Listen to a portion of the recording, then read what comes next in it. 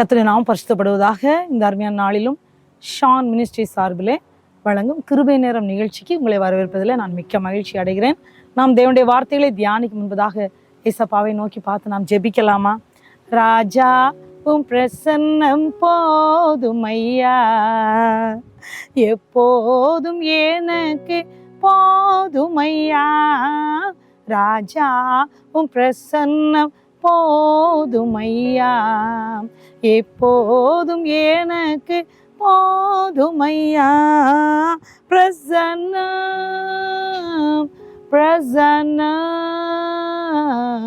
தேவ பிரசன்னம் பிரசன்னம் பிரசன்னம் தேவ பிரசன்னம். ராஜா உங்க பிரசன்னம் போதும் ஐயா, எப்போதும் எனக்கு போதும் ஐயா. இன்னும் உம்மை அறியணுமே, இன்னும் உம்மை அறியணுமே, இன்னும் கேட்டே சேரணுமே, இன்னும் கேட்டே சேரணுமே. ராஜா உம் பிரசன்னம் போதும் ஐயா, எப்போதும் எனக்கு போதும் ஐயா. ராஜா உங்க பிரசன்னம் போதும் ஐயா, எப்போதும் எனக்கு போதும் ஐயா. உலகம் எல்லாம் மாயையா, உலகம் எல்லாம் மாயையா, உம்மன் பொந்தே போதும் ஐயா, உம்மன் பொந்தே போதும் ஐயா. ராஜா உம் பிரசன்னம் போதும் ஐயா, எப்போதும் எனக்கு போதும் ஐயா. ராஜா உங்க பிரசன்னம் போதும் ஐயா, எப்போதும் எனக்கு போதும் ஐயா. ஆம் ராஜாதி ராஜாவே, அப்பா உங்க பிரசன்னம் எங்களுக்கு போதும் ஆண்டவரே. உடைய சமூகத்துல இருப்பதே மகிழ்ச்சி ஆண்டவரே. உடைய சமூகத்தில் இருக்கின்ற ஒவ்வொரு நிமிடமும் கர்த்தாவே விடுதலையின் நேரங்கள் ஆண்டவரே. இந்த வேளையில் உடைய சத்திய வார்த்தைகளை நாங்கள் தியானிக்கும் முன்பதாக ஏசப்பா உடைய சமூகத்துல எங்களை அர்ப்பணிக்கிறோம் அப்பா. இதை கேட்கிற ஒவ்வொரு பிள்ளைகளையும் ஆண்டவரே நீர் கீழாக்காமல் மேலாக்கி, வாளாக்காமல் தலையாக்கி, ஒவ்வொருவருடைய குறைவுகளை மாற்றி ஆண்டவரை விடுதலை கொடுத்து வழி நடத்தும்படியா அவனுடைய சத்தம் ஆண்டவரை ஒவ்வொரு பேரையும் விடுவிக்கத்தக்கதான வார்த்தை வரும்படியா தாழ்த்தி உங்க கருத்துல கொடுக்கிறோம். நீங்க மட்டுமே விட்டா போதும் ஆண்டவரை. உங்க சத்தத்தை நாங்கள் கேட்கட்டும் ஆண்டவரை. துதியான மகிமை எல்லாம் உங்களுக்கு செலுத்துறோம். ஏசு ரட்சமல ஜெபம் கேளும் நல்ல பிதாவே, ஆமேன். எனக்கு மிகவும் பிரியமான அன்பான தேவனுடைய பிள்ளைகளே, இந்த நாளிலும் நாம் தேவனுடைய வார்த்தைகளை தியானிக்க போறோம். சங்கீதம் 1, சங்கீதம் 1 எல்லாருக்கும் தெரியும்ல, அருமையான ஒரு வார்த்தை. அதாவது கர்த்தருடைய வேதத்தில் பிரியமா இருக்கிற மனுஷன், கர்த்தருடைய வேதத்தில் பிரியமா இருக்கிற தேவ பிள்ளைகள் என்கிற தலைப்புல நம்ம கொஞ்ச நேரம் தேவனுடைய வார்த்தையை நாம் தியானிக்க போறோம். பிரியமானவள, சங்கீதம் 1:1 சொல்லுகிறது. எல்லாருக்கும் தெரியும்ல, துன்மார்க்கருடைய ஆலோசனையில் நடவாமலும் பாவியுடைய வழியில் நில்லாமலும் பரியாசக்காரர் உட்காரும் இடத்தில் உட்காராமலும் இரவும் பகலும், எப்படி கர்த்தருடைய வேதத்தில் தியானமா இருந்து இரவும் பகலும் அவருடைய வேதத்தில் தியானமா இருக்கிற மனுஷன் பாக்கியவான். பிரியமான தேவனுடைய பிள்ளைகளே, கர்த்தருடைய வேதத்துல பிரியமா இருக்கணுமா, இரவும் பகலும் அவருடைய வேதத்துல தியானமா இருக்கணுமா, அந்த 2 காரியம் சொல்றாரு பாருங்க. யார் பாக்கியவான் அப்படின்னு சொல்லி பார்க்கும்போது கர்த்தருடைய வேதத்தில் பிரியமா இருக்கிற தேவ பிள்ளைங்க, கர்த்தருடைய வேதத்தில் பிரியமா இருக்கிற தேவ பிள்ளைகள். பிரியமானவர்களே, அது மட்டும் இல்ல, கர்த்தருடைய வேதத்தில் தியானமா இருக்கிற தேவ பிள்ளைகள் பாக்கியவான்கள் சொல்லி கீழே நம்ம வசனத்துல பாக்குறோம். அப்போ இத்தனை வார்த்தையில அப்படி என்ன இருக்கு அப்படின்னா, எபிரேயர் 4:12 பாக்குறோம், தேவனுடைய வார்த்தையில ஜீவன் இருக்கு, தேவனுடைய வார்த்தையில வல்லமை இருக்குன்னு பார்க்கிறோம். அது மட்டும் இல்ல பிரியமானவள, இந்த வார்த்தை நம்ம விடுவிக்கும் சொல்லி பார்க்கிறோம் பாருங்க. ஏன்னா எரேமியா 15:16 சொல்லுவாரு, இந்த வார்த்தைய உட்கொண்டேன் அது என் இருதயத்திற்கு மகிழ்ச்சியா இருந்துச்சு. பிரியமான தேவ பிள்ளைகளே, மகிழ்ச்சி வேண்டுமா, சந்தோஷம் வேண்டுமா, அந்த வார்த்தையை உட்கொள்வதுன்னா இந்த வார்த்தைய அவருக்கு மேல பிரியம் வச்சு அதை தியானித்து அந்த வார்த்தையை நமக்குள்ளாக்கி அந்த வார்த்தையின்படி நடக்கணும். பிரியமானவள, இதை எரேமியா செய்தார். எரேமியா சொன்னாரு, அது எனக்கு மிகவும் மகிழ்ச்சியா இருந்தது, எனக்கு சந்தோஷமா இருந்துச்சுன்னு. அன்பான தேவ பிள்ளைகளே, துக்கமா இருக்கீங்களா? சந்தோஷமே இல்லைன்னு சொல்றீங்களா? வாழ்க்கையில மகிழ்ச்சி இல்லைன்னு சொல்றீங்களா? இந்த வேளையில தேவன் நம்மோடு பேசுகிறது. இந்த வேதத்துக்கு மேல பிரியமா இருந்து, பிரியம்னா அவங்களுக்கு தெரியும்ல, இந்த உலக பிரகாரமான காரியங்களை சில டயட்டு சில பேருக்கு பிடிக்கும்ல, சில அந்த டயட் ரொம்ப ஆசையா சாப்பிடணும்னு நினைப்போம்ல. பிரியமான பிள்ளை, சில நேரம் அப்படிப்பட்ட டயட் கூட நமக்கு உடம்புக்கு சரியில்லாம கூட போகலாம். ஆனால் இந்த வார்த்தை அப்படி இல்லைங்க. இந்த வேத வசனங்களை நம்ம தியானிக்கும் போது இரவும் பகலும், அப்போ இரவும் பகலும் நீங்க கொஸ்டின் கேட்கலாம், நைட்டு தூங்கிட்டு தானே இருப்போம், அது எப்படிங்கன்னு நினைக்கலாம். பிரியமான தேவ பிள்ளைகளே, இந்த வார்த்தையை நம்ம தியானித்து அதன்படி நடக்கும்போது ராத்திரி வேளையில கூட பாருங்க, நமக்காக நம்முடைய ஆண்டவர் அவர் பரிந்து பேசுகிற ராஜாவாக இருக்கிறார் பாருங்க. ஏன்னா என் பிள்ளை பகல் ஃபுல்லா என்னை தியானிச்சிருக்கா, மகன் என்னை தியானிச்சிருக்காங்க, என்னுடைய பிள்ளைகள் என்னுடைய வார்த்தையை தியானிச்சிருக்காங்க, என் மேல பிரியமா இருக்காங்க. இரவு நேரத்துல நம்ம தூங்கும் போது அவர் கோட்டையாக, அரணாக, பாதுகாவலராக, நம்மை விடுவிக்கிறவராக, நம்மை காண்கிற தேவனாக இருக்கிறார். பிரியமானவங்கள, ஆகவே எவ்வளவு தூரம் இந்த வார்த்தையில நம்ம பிரியமா வைக்க முடியுமோ, எவ்வளவு தூரம் அதை தியானிக்க முடியுமோ, அவ்வளவா நம்முடைய வாழ்க்கையில மகிழ்ச்சியை, சந்தோஷத்தை தேவன் தருகிறார். நம்முடைய வாழ்க்கையில ஜீவன் வருகிறது. ஒருவேளை உயிரற்ற நிலைமையில இருந்தோம்னா நம்முடைய வாழ்க்கையில ஒரு ஜீவன் வருகிறது. சில இடத்துல சில நேரங்கள்ல நம்ம ஒரு ஜீவனற்றது போல, ஏன் நான் இப்படி இருக்கிறேன், என்னுடைய வாழ்க்கையில ஏன் இப்படி ஒரு வேதனை இருக்குது, நான் உயிரோடு இருந்தது மாதிரி கூட இல்லையே, ஏதோ ஒரு வேதனை என்னை ஆழ்த்தி கொண்டே இருக்கிறது அப்படின்னு கூட நினைக்கலாம். பிரியமான தேவ பிள்ளைகளே, ஆனா இந்த வேத வசனத்தை தியானிக்கும் போது, இந்த வேதத்தை எடுத்து அப்படி பிரியமா இருந்த வார்த்தைகளை தியானிச்சு அதன்படி நடக்க நாம் பழகி கொள்ளும் போது, பிரியமானவள, நம்முடைய வாழ்க்கையிலே பாத்தீங்கன்னா அது ஜீவன் நமக்கு வருகிறது. ஒருவேளை பலனற்றவர்கள் போல அநேக நேரத்துல இருப்போம், பலவீனர்களும் ஆக்கும் அநேக நேரத்துல எல்லாம் நம்ம சரீரத்துல. அந்த பலவீனங்கள் வரும்போது இந்த வேத வார்த்தை நமக்கு பலனை தருகிறது. மக்களே, அன்பான தேவ பிள்ளைகளே, இந்த வார்த்தை நமக்கு ஜீவனை கொடுக்கிறது, பலமே கொடுக்கிறது. பிரியமான தேவ பிள்ளைகளே, நீங்க எங்க இருந்தாலும் சரி, ஒருவேளை ஒரு ஜீவனற்ற நிலைமையில, பலனற்ற நிலைமையில, என்னுடைய வாழ்க்கையில அந்த பலன் வருமா, நான் இழந்து போன பலனை பெற்றுக்கொள்ள முடியுமா, இழந்து போன ஜீவனை பெற்றுக்கொள்ள முடியுமான்னு நினைக்கிறீங்களா? தேவனுடைய வார்த்தை, தேவனுடைய வசனம் உங்களுக்கு ஜீவனை தரும். பிரியமான தேவ பிள்ளைகளே, உங்க வாழ்க்கையில தேவனுடைய வசனம், தேவனுடைய வார்த்தை உங்கள் வாழ்க்கையிலே வல்லமை தரும். பிரியமானவள, நீங்கள் யாரா இருந்தாலும் சரி, தேவன் பட்சபாதம் உள்ள தேவன் அல்ல. அவரை நோக்கி பார்க்கிற யாவருக்கும் அவர் அப்படியே சம்பூர்ணமா உதவி செய்ய வல்லவராக இருக்கிறார். பிரியமானவளே, இயேசுவை நோக்கி பாருங்க, இயேசுவை நோக்கி பாருங்க. நான் இதுல என்ன சொல்லி இருக்கு பாத்தீங்கன்னா, இரவும் பகலும் அவருடைய வேதத்தில் தியானமா இருக்கிற மனுஷன் பாக்கியவான், பிரியமா இருக்கிற மனுஷன் பாக்கியவான். அப்போ அந்த பாக்கியவான் சொல்லும்போது எவ்வளவு ஒரு பெரிய கிருபை இல்ல? ஏன்னா அந்த பாக்கியத்தை பெற்றுக்கொள்வதற்கு தான் நம்ம எல்லாரும் வாஞ்சிக்கிறோம். ஆனா அநேக நேரத்துல அந்த பாக்கியத்தை பெற முடியாதபடி நம்ம தவறி விடுகிறோம். அநேகருடைய வாழ்க்கையில சொல்லுவாங்க, என்னால வேதத்தை பார்க்கறதுக்கு கூட டைம் இல்லைங்க, வேத வசனத்தை எடுத்து படிக்கிறதுக்கு டைம் இல்லை, அந்த வசனத்தை நான் என் இதயத்துல பதிக்க டைம் இல்லை. ஏன்னா தேவ பிள்ளைகளை உபாகமம் 11:19-20 படிச்சு பாருங்க. நீங்கள் என் வார்த்தைகளை உங்கள் இருதயத்தில் பதித்து அவைகளை உங்கள் பிள்ளைகளுக்கு உபதேசங்களாக உபதேசிங்கன்னு சொன்னாரு. உங்கள் கண்களின் நடுவே ஞாபகக்குறியா வச்சுக்கோங்க, உங்கள் கையில் அடையாளமா கட்டி கொள்ளுங்க, அதை உங்க பிள்ளைகளுக்கு உபதேசங்களா உபதேசிங்கன்னு சொல்லியிருக்கிறாரு. வீட்டுல உட்கார்ந்து இருக்கிற போதும், எழுந்திருக்கிற போதும், நடக்கிற போதும், படுத்துக் கொள்கிற போதும் இந்த வார்த்தையை தான் நீங்க பேசுங்கன்னு சொல்றாரு. ஏன்னா இந்த வார்த்தைய பேச பேச பேச பலனற்ற நிலைமையில இருக்கிற பிள்ளைகளுக்கு தேவன் பலனை கொடுக்கிறார். பிரியமானவளே, அநேக நேரத்துல தவறி விடுகிறோம். அநேக நேரத்துல இந்த வார்த்தைய ஒரு வார்த்தையாவது ஒரு நாள்ல நம்ம அப்படியே ஒரு வசனத்தையாவது இதயத்துல பதித்து வைக்கும் போது இந்த வார்த்தை நமக்கு பலனை தரும். பிரியமான தேவ பிள்ளைகளை, ஒருவேளை இந்த நேரத்திலும் பலனற்ற நிலைமையில இருக்கிறீங்களா? ஏதோ ஒரு விதத்துல ஒரு ஜீவனற்ற நிலைமை போல வாழ்ந்து கொண்டிருக்கீங்களா? இயேசு இந்த வேளையிலும் அவருடைய வார்த்தை நமக்கு நேராக வருகிறது.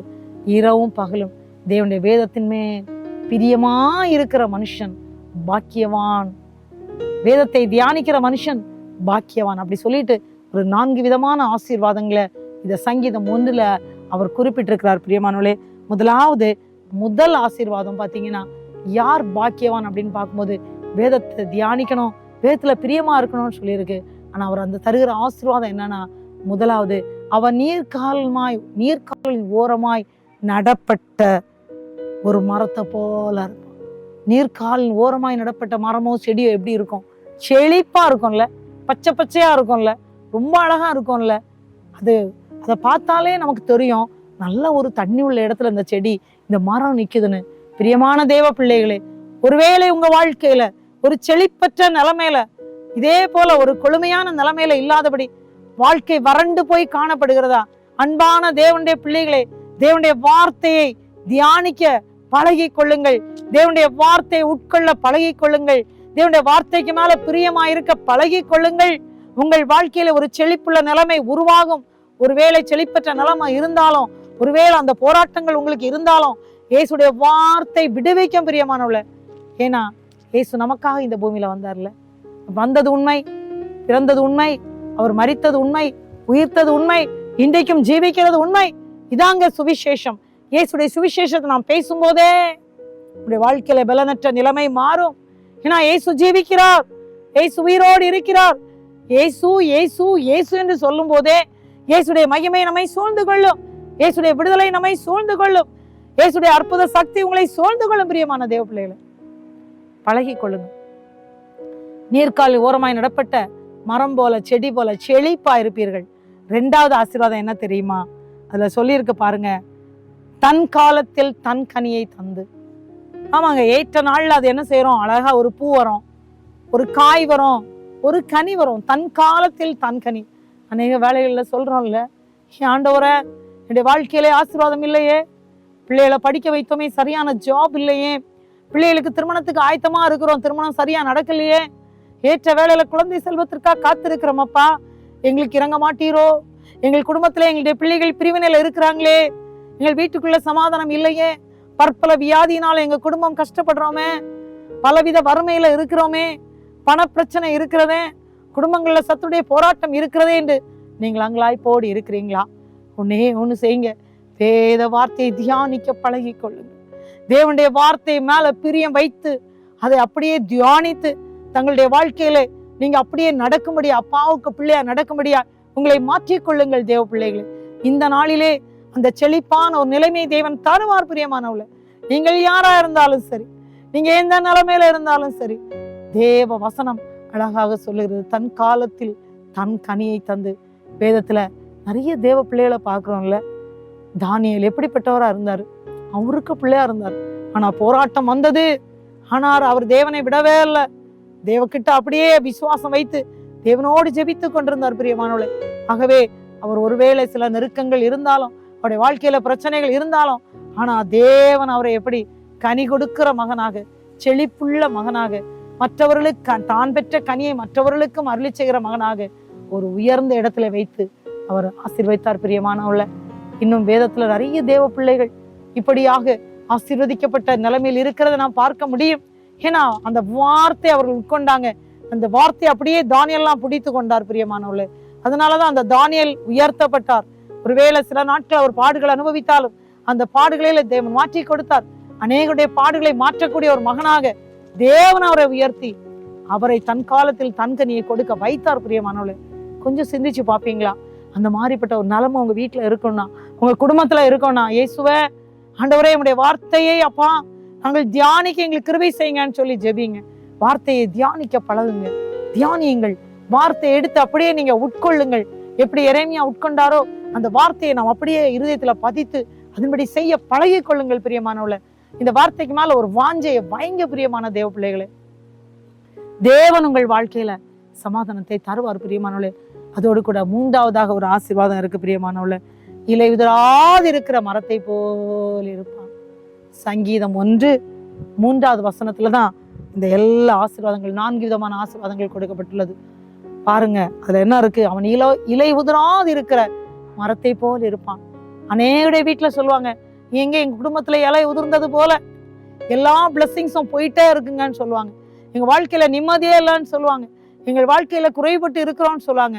ஆம் தேவனுடைய பிள்ளைகளே, அந்த குறைவுக்கு காரணம் என்ன தெரியுமா? வேத வார்த்தை நமக்கு தேவை. பிரியமானவளே, வார்த்தையை தியானிக்கணும். பிரியமானவளே, நான் வேதத்துல பாத்தீங்கன்னா அநேகர் ஆண்டவரை தேடி வந்தாங்க. அநேக வியாதியஸ்தர்கள் தங்களுடைய வாழ்க்கையில இலை உதிர்ந்த நிலைமையில இருந்தவர்கள் எல்லாம் இயேசு எங்கெல்லாம் நடந்து போனாரோ அங்கெல்லாம் கொண்டு வந்தாங்க. யாரெல்லாம் இயேசுவை விசுவாசித்தார்களோ அத்தனை பேருக்கும் அற்புதம் நடந்தது என்று வேதத்துல பார்க்கிறோம் பிரியமானவர்களே. ஆமா, உன் வாழ்க்கையில தேவன் என்ன செய்தாரு? அவர் என்ன செய்தார்? இலை உதிராது இருக்கிற மரத்தை போல மாற்றினாரு. அநேகர் இலை உதிர்ந்த நிலைமையில் உள்ளவர்கள் எல்லாம் தேவன் கிட்ட கொண்டு வந்தாங்க, அவருடைய பாதத்தில் வைத்தார்கள். விசுவாசத்தை எல்லாருடைய வாழ்க்கையிலையும் தேவன் இலை உதிர்ந்து போல நிலையில் இருந்தவருடைய வாழ்க்கையிலையும் தேவன் அப்படியே செழிப்புள்ள இலைகளை கொடுத்து செழிப்புள்ள குடும்பமாக அவளை மாற்றினார். பிரியமானவளே, தேவ சமூகத்துல வந்த ஒருவரே தேவன் புறம்பே தள்ளல. செத்து போன லாசரு 4 நாளை அதுக்கு பிறகு அவர் உயிரோடு எழுப்புகிறார். பிரியமானவளே, நாயின் ஒரு விதைவையின் மகனை உயிரோடு எழுப்புகிறார். பிரியமான பிள்ளைகளை, எவீரு ஜபாலயத்தில் அவருடைய மகளை உயிரோடு எழுப்புகிறார். பிரியமான தேவ பிள்ளைகளை, அவ்வளவுதான் இலை உதிர்ந்து போச்சு, செத்து போன நிலைமைதான், இனி அவ்வளவுதான் இருந்த போதிலும், நாருமேன்னு சொன்ன போதிலும் அந்த லாசருவை உயிரோடு எழுப்பினவர் இன்று உங்கள் வாழ்க்கையில ஒருவேளை இலை உதிர்ந்த நிலைமை மாதிரி இருக்கிறாங்களா? யாராவது படுக்கையில இருக்கிறாங்களா? துக்கத்தோடு இருக்கீங்களா? ஏசு சொல்றார், அவருடைய வார்த்தை சொல்றது, இலை உதிராது இருக்கிற மரத்தை போல் இருக்கணும்னா நீங்க வேதத்தை நேசியுங்கள், வேதத்தை வாசியுங்கள், வார்த்தைகளை உட்கொள்ளுங்கள், அந்த வார்த்தையை நடக பழகி கொள்ளுங்கள். பிரியமானவள, தேவன் உங்களை ஆசீர்வதிப்பார். இலை உதிர்ந்து போகிற நிலைமை போல இருந்தாலும் தேவன் அந்த நிலைமையை மாற்றுகிறார். அது மட்டும் இல்ல, 4வது ஒரு ஆசீர்வாதம், அவன் செய்வதெல்லாம் வாய்க்கும். யார் செய்வதெல்லாம் வாய்க்கும்? வேத வார்த்தைய நேசித்து வேத வார்த்தைக்கு மேல பிரியமா இருந்து வேத வார்த்தையை உட்கொண்ட தேவ பிள்ளைகளுடைய வாழ்க்கையில் அவன் செய்வது எல்லாம் வாய்க்கும். ஆமாங்க, எந்த வழியில போனாலும் அங்க தடைகள் இருந்தாலும் ஏசு அங்க வருவார். ஏன்னா அந்த வார்த்தையை நம்ம தியானிச்சிருக்கோம். அந்த வார்த்தை தாங்க ஏசு. அந்த வார்த்தையில தான் வல்லமை இருக்குங்க. யோவான் 1ஆம் அதிகாரம் 1ஆம் வசனத்துல இருக்கு, ஆதியிலே வார்த்தை இருந்தது, அந்த வார்த்தை தேவனா இருந்தது, அந்த வார்த்தை தேவனிடத்துல இருந்தது, அந்த வார்த்தைக்குள் ஜீவன் இருந்தது, அந்த ஜீவன் மனுஷருக்கு ஒளியா இருந்தது. ஏசாயா சொன்னார்ல, மரல இருளின் திசையில் இருக்கிறவளுக்கு வெளிச்சம் உதித்தது. ஏசு கிறிஸ்துடைய பிறப்பு வெளிச்சத்தை கொண்டு வந்துச்சு. ஏசு ஏசு ஏசு. யோவான் 1ல நம்ம படிக்கிறோம், அந்த வார்த்தை மாம்சமாகி கிருபையினாலும் சத்தியத்தினால் நிறைந்தவராய் நமக்குள்ளே வாசம் பண்ணார். அவர் தாங்க ஏசு. ஏசு அவர் தாங்க ஏசு. அந்த ஏசு என்ன சொல்றாரு? அவரை அவ்வளவாக நாம் நேசித்து இந்த வார்த்தையை நம்ம தியானிக்கும் போது, இயேசு என்ற வார்த்தை, இயேசுவாகிய வார்த்தையை நாம் உட்கொள்ளும் போது செய்வதெல்லாம் வாய்க்கும். நீங்க எந்த வழியில போனாலும் இசப்பாட்ட ப்ரேயர் பண்ணிட்டு போங்க, அந்த வழியை வாக்கிய பண்ணுவார். இன்டர்வியூ போறீங்களா? வேலை கிடைக்கல, நீ எத்தனையோ முறை ட்ரையல் பண்ணி ஃபெயிலியர் ஆயிட்டீங்களா? இன்னைக்கு இன்டர்வியூ போயிட்டு இருக்கீங்களா? அவனுடைய சமூகத்தில் அர்ப்பணித்து கடந்து செல்லுங்க, உங்கள் வழி வாய்க்கும். பிள்ளைக்கு திருமணம் ஆகலையே, இன்றைக்காவது பார்க்க போகிற அந்த வரன் முடியுமான்னு நினைச்சிட்டு கண்ணீரோடு போறீங்களா தேவ பிள்ளைகளே? இல்ல உங்க வீட்டுல பார்க்க வந்துட்டு இருக்காங்களா? பிரியமான தேவ பிள்ளைகளே, உங்கள் வழியை தேவன் வாக்கிய பண்ணுகிறார். ஏன்னா இயேசு பாத்தீங்களா, அவர் சொல்றார், அவரிடத்துல பிரியமா இருக்கிற தேவ பிள்ளைகளுடைய வழி வாய்க்கும், வழி வாய்க்கும். பாராக்க யுத்தம் பண்ணுவதற்கு அவங்க போ சொல்றாங்க, யாரு? தெபோராள். ஆனா பாராக் சொன்னார், நீங்க வந்தாதான் அவங்க கூட வருவேன்னாரு. ஆனா பாருங்க, இவர்கள் தேவ பிள்ளைகள் போறாங்க, யுத்தத்துல போகும்போது பாருங்க அங்க ஒரு பெரிய அற்புதம். ஏன்னா அந்த வழியை வாக்கிய பண்ணுகிறார். வழி வாய்த்தது, வெற்றியோடு திரும்பி வந்தாங்க. ஒரு பெண்ணால் அந்த அற்புதம் நடக்கும், அந்த வெற்றி நான் வரோன்னு சொன்னாங்க. அதே போல யாகேல் என்ற ஒரு பெண் மூலம் அந்த யுத்தத்தில் வெற்றி வந்தது, வெற்றியோடு திரும்பி வந்தார்கள். பிரியமானவர்களே, அதே போல எந்த காரியத்திலையும் தோல்வி அடைகிறது மாதிரி இருக்கிறீங்களா? எங்களுக்கு வெற்றியே இல்லை, எங்க வாழ்க்கையில வழி வாய்க்கவே இல்லை, இந்த வழி வாய்க்குமா என்று கவலையோடு இருக்கிறீங்களா? அன்பான தேவ பிள்ளைகளே, நீங்க எந்த ஒரு கவலையில இருந்தாலும், எந்த ஒரு வியாதியில இருந்தாலும், எந்த ஒரு சத்துரு போராட்டத்துல இருந்தாலும், தேவன் சொல்றது என்ன தெரியுமா?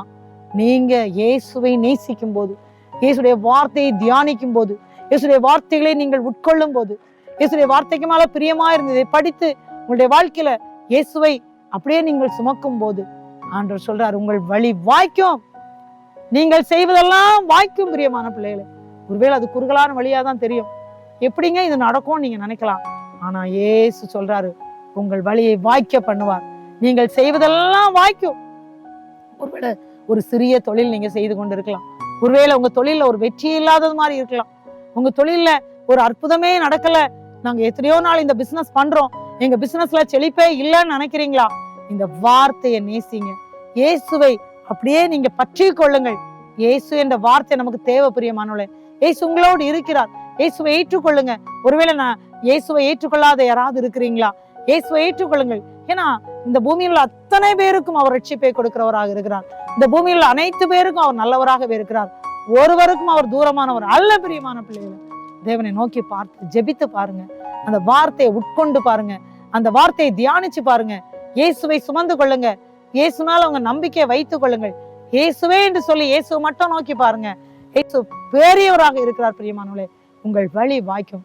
பாத்தீங்களா, அந்த வார்த்தையை நீங்கள் தியானிக்கும் போது, அந்த வார்த்தைக்கு மேல பிரியமா இருக்கும்போது, இயேசுவை நீங்கள் ஏற்றுக்கொள்ளும் போது, இயேசு ராஜாவே எனக்கு உதவி செய்யும் என்று சொல்லும் போது, இயேசுவை உங்களுடைய உள்ளத்துல ஏற்றுக்கொள்ளும் போது, இயேசுவால் என்ன நடக்குது? 4 அற்புதங்கள் நடக்கு. பாத்தீங்களா? என்னது? அவன் நீர்க்கால் ஓரமாய் நடப்பட்டு, நம்பர் 1. 2வது, தன் காலத்தில் தன் கனியை தந்து. 3வது, இலையுதா இருக்கிற மரத்தை போல இருப்பான். 4வது, அவன் செய்வதெல்லாம் வாய்க்கும். பிரியமான தேவ பிள்ளைகளே, இந்த வார்த்தையின்படியாக இன்றைக்கு உங்கள் வாழ்க்கையில தேவன் இந்த 4 விதமான ஆசீர்வாதங்களை உங்கள் ஒவ்வொரு குடும்பத்திலும் அவர் தருவதற்கு போதுமானவராக இருக்கிறார். மாட நோக்கி பார்த்து ஜெபிக்கலாமா? அன்பான தேவ பிள்ளைகளே, இயேசுவை நோக்கி பார்த்து நாம ஜெபிக்கலாம். எல்லாரும் மாட நோக்கி பார்த்து, இயேசுவே அப்பா, எங்களுடைய வாழ்க்கையில அற்புதத்தை செய்ய மாட்டீங்களாப்பா? எத்தனை நாட்களாக துக்கத்துல இருக்கிறோமே. எங்களுடைய வாழ்க்கையில கத்தாவை இலை உதிர்ந்த நிலைமையில இருக்கிறோமே. ஜீவனற்ற நிலைமையில இருக்கிறோமே. எங்கள் வாழ்க்கையில உங்களுடைய அதிசயம் செய்ய மாட்டீங்களா ஐசப்பா? எங்களுக்கு உங்க அற்புதம் செய்ய மாட்டீங்களா ஐசப்பா? எங்களை உங்க கையில கொடுக்குறோம் ராஜாவே. நீர் மனது உருகுகிறவர் ஆயிட்ட, இரக்கமுள்ளவர் ஆயிட்டப்பா. ஆண்டவரே, எங்க பாவத்தை மன்னிங்க ஆண்டவரே. பரிசுத்தமா வாழ்வதற்கு எங்களை அர்ப்பணிக்கிறோம் அப்பா. எவ்வளவு வார்த்தைகள் எங்களுக்கு கற்றுக் கொடுத்துருக்கீங்கப்பான்னு சொல்லி இயேசுவை நோக்கி பார்த்து ஜெபிப்பீங்களா? ஆண்டவரே, எங்களுக்கு இறங்குங்கன்னு கேட்பீங்களா? மாம்சத்தின் கிரியெல்லாம் எடுத்து போட்டுருங்கன்னு சொல்லுவீங்களா? கலாத்தியர் 5:22-23 படி ஆவின் கனி மட்டும் எனக்கு கொடுங்கப்பான்னு சொல்லுவீங்களா? அந்த மாம்சத்தின் கிரியை வேண்டான்னு சொல்லுவீங்களா? ரோமர் 1 கூறப்பட்டுள்ளபடி மாம்சத்தின் கிரியை வேண்டான்னு சொல்லுவீங்களா? ஆண்டவருக்கு பிரியமில்லாத குணம் ஒன்றும் வேண்டாம்ப்பா. என்னை தாழ்த்திறனப்பா, தரை மட்டும் தாழ்த்திறனப்பா, என்னை உங்களுடைய கையிலே கொடுக்குறேன் நேசப்பா, மனதுருங்கன்னு சொல்லுவீங்களா? ஜெபிக்கலாமா? ராஜாதி ராஜாவே இயேசுவே அப்பா, நீர் பெரியவரப்பா, உண்மை ஸ்தோத்திரிக்கிறோமப்பா. நீர் உங்களை மகிமைப்படுத்துறோம்ப்பா. அன்பான தேவ பிள்ளைகள் இவ்வளவு நேரம் பொறுமையா உங்களுடைய வார்த்தையை கேட்டாங்க ஆண்டவரை.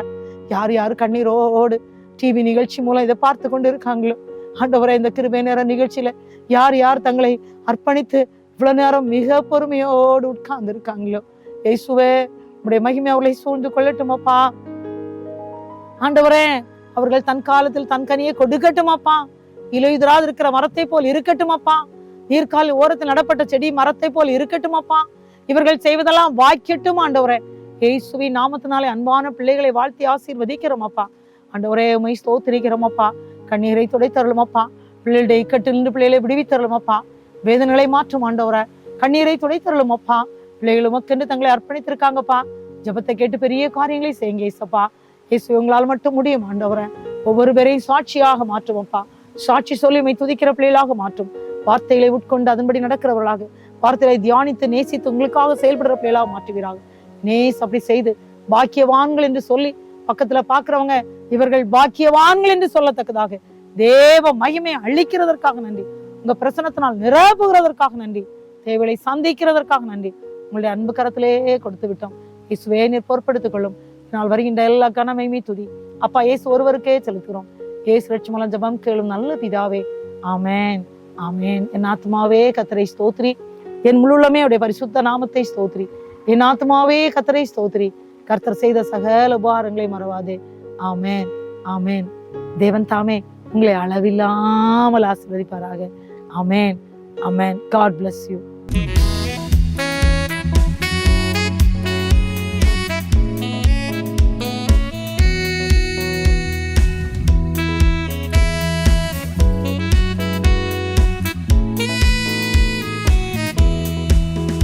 என்னை நேசிக்கின்றாயா, என்னை நேசிக்கின்றாயா.